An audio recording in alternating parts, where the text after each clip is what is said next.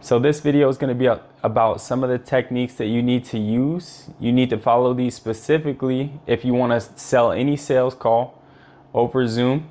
And the reason why I'm making this video is I've obviously been working in insurance sales for the past year now, and I've made over about $100,000 now, I think, for the company in terms of sales for the company for this year, in my first year. And I've sold high ticket sales online before I was doing that. So got a little bit of experience with doing Zoom calls. So I wanted to make this video for anybody that's doing sales, that's trying to make money online and just maybe be struggling with sales, or maybe hasn't even started selling yet, but they want to get into sales online. So you're going to need these techniques if you want to sell calls, because without it, you're not going to get lucky in this game. You're not going to stumble your way upon a sale. It has to be done and executed perfectly. You have to follow these steps in order to make the sale and close the deal. So the first thing you want to do with any sale is you do want to build rapport. So you got to build great rapport. I would recommend you having them knowing something about you before they come into the sales call, knowing about your company or what you're going to sell them, knowing about you maybe. Something before you get on the call, I would recommend. I mean, if you're working for a company, most likely they're going to know about the company already, or they're going to kind of have an idea about what the sales call is going to be. But if you're running your own business, you most likely want to either create content so that people know who you are. You want to use testimonials so people can see that you have proof of selling your product or service, what they can expect when they hop on the Zoom call. You want to have something that they know about you beforehand, or know about the call beforehand, instead of just them coming in blind. But even with like insurance sales, there's been people that have came in blind before that I've still been able to sell. So when you follow the game plan of making the sale and you get it all correctly, you hit every single checkpoint, you can still get the sale. But the first thing you want to do is, say you're coming in without any type of background information that these people say they're coming into the call with you with no background information, no prior experience with you. They don't know anything about you or what you're selling. You want to build this rapport at the beginning of the conversation. You want them to make it feel like it's just having a one-on-one conversation with you. You don't want them to feel like they're uptight or they're nervous about what this is going to be. Is this just going to try to be somebody trying to sell me? You want to do your best to guide them into the right decision. So you're not there to force them to buy anything. You're not there to force them to do anything. Your job is you want to force them to understand what you're selling.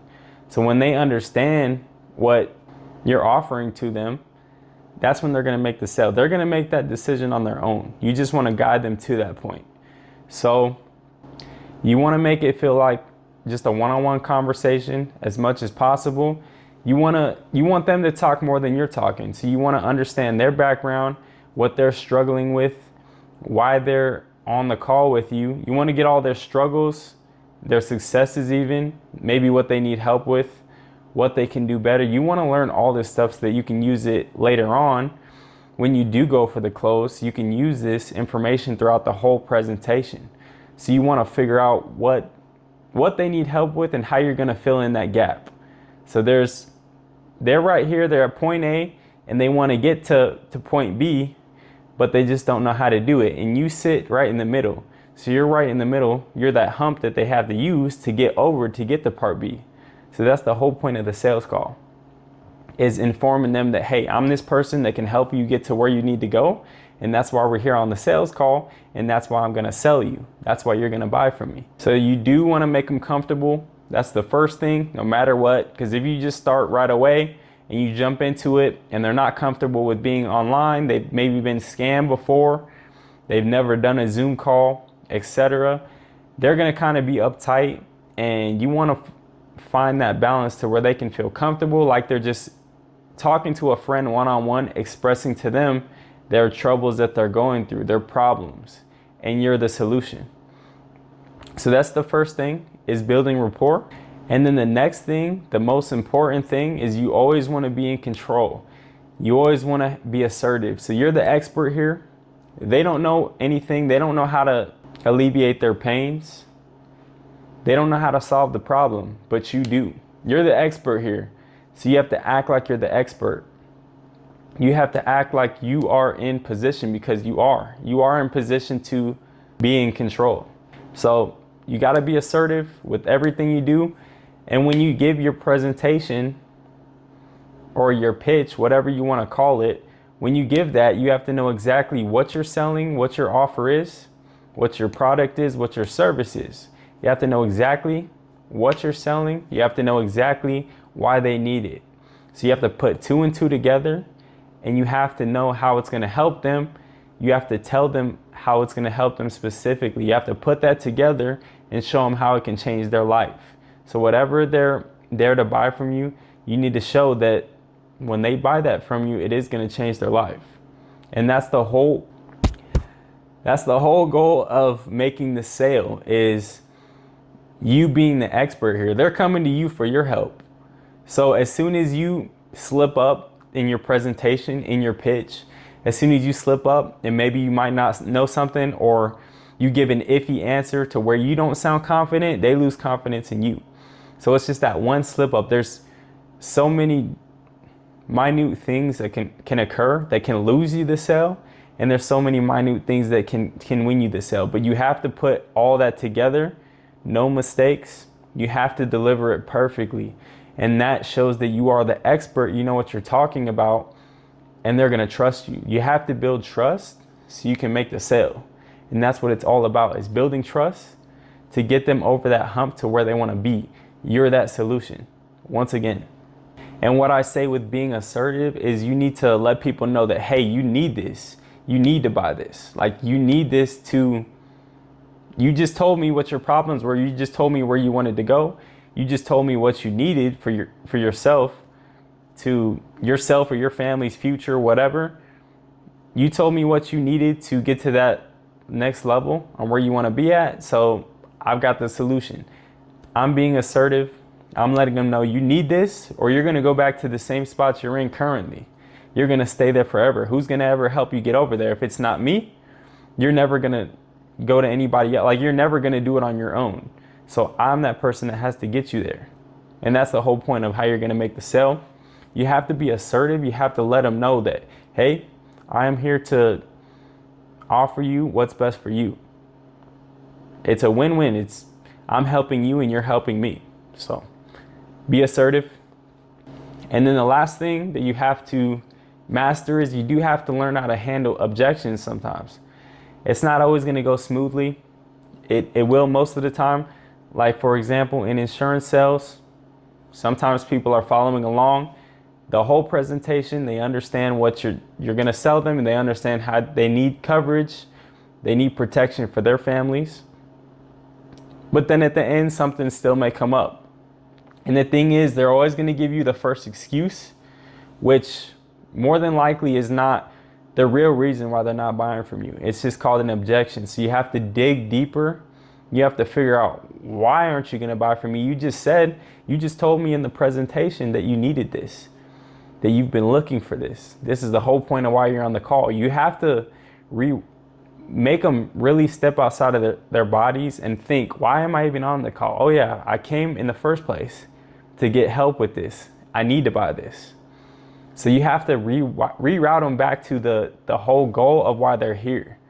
And most people, when it's a cost issue, something like that, they're going to come up with some type of excuse, because obviously they don't want to embarrass themselves, feel like they're just embarrassing themselves, because by them saying no, they know that they're letting themselves down. Like, they're here for a reason. They know by saying no, they're just going to go back to the same position they were. And they don't want to admit that, because they're admitting that they're a failure. So they don't want to admit that out of your mouth. You have to bring it out of them. You have to make them admit that, So then they understand that, hey, I do need this. I do need to buy this. And when you do that, that's when they'll sell. So you have to handle those sometimes. You can do it in a multitude of ways. There's not one specific way to handle an objection. It can differ depending on what you're selling. But the main thing is you have to reroute them back to why they're here in the first place. And you have to let them admit out of their mouth their own guilt of being a failure, so that they realize that they have to buy. There's no other choice at that point. Or they look silly if they don't. Like, your offer is too good. They can't turn it up. They can't refuse. And then at that point in time, you can use that as a time to do either a down close, or whether you're doing a down close or like a payment plan, whatever you're going to do, you can use that part right there, the objection, to give them that option to do a down close or a payment plan, so that, hey, maybe you're not looking to pay this much money today, but here's what I can do for you. I can cut it down to a smaller program to where it's going to be more affordable for you and the family, yourself, whatever, so that you can have this program no matter what. Or if you're doing payment plans, hey, I understand you might not want to pay something that's high ticket, $2,500 today, but what I can do is I can break it down to installments. You pay four times a month to reach that $2,500 a month, just so that you have time to pay your bills and everything, and you're not going to go under financially. You're still going to be able to have what I'm selling. And at that point in time, they're like, okay, I understand. Like, he's giving me an opportunity to be a part of the program. He wants to help me. I know he's committed. He's giving me the option to do a discount, which that shows that he's committed to me, and I really trust this guy. So let's go ahead and do it. It's little things like that. You just have to get them to trust you. You have to get them to realize the value of what you're selling, and you're always going to be able to make the sale. So that's short version of some of the things that you need in order to make the sale. You need to have those three in particular. You need a lot more as well, but I'll talk about that in other videos. I just wanted to get that out here. It just popped up in my mind, so wanted to share that with you guys, whoever's looking to get into sales, or maybe you are doing sales already. So just something to practice, and you get better every single sales call that you do. I do calls every single day, and it becomes second nature at a point. And I'm still learning a lot, but there's a lot that I have learned over this past year or 2 years, whatever. However long I've been doing calls, I'm still learning, and I'll always continue to learn. There's always new things you can learn. So that's the point of the video, and I will be back with more content.